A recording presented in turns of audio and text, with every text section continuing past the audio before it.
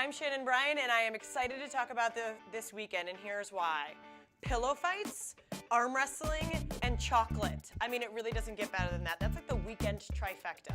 But I want to start things off with Friday night. It is First Friday Art Walk, and while this event happens every month in Portland, we're starting to get to that time of year where it's actually kind of pleasant to be walking around outside.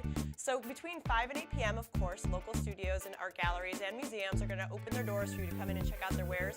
Check out Green Hand Bookshop on Congress Street. They're doing an event that includes oil paintings by a local artist of totally adorable rodents and like sweet treats like cookies and stuff.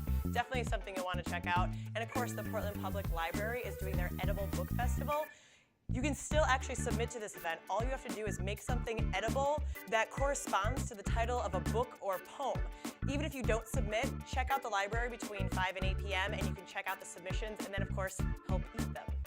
Now, up at Sunday River, all weekend, it's the Parrot Head Festival. It is Jimmy Buffett town. Now, for those of us who kind of want to get away from, the winter, the whole nonsense of the cold and snow and ridiculousness that we're just so sick of, this is kind of a little way to do it while actually still kind of embracing the winter.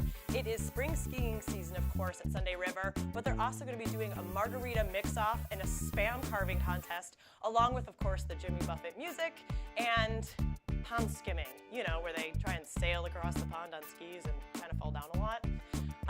Also happening this weekend in Portland's Monument Square, Portland Pillow Fight Day. This event is put on by Dispatch Magazine. They did it last year. It was totally popular.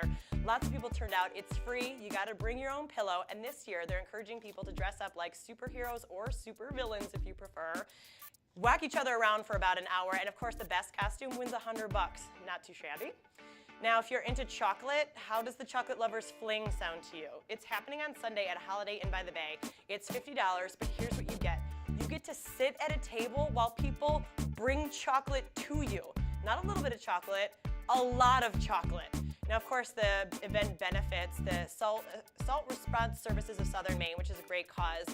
And again, did I mention? People bring chocolate to you, a lot of it. Now, the last event I want to talk about involves arm wrestling.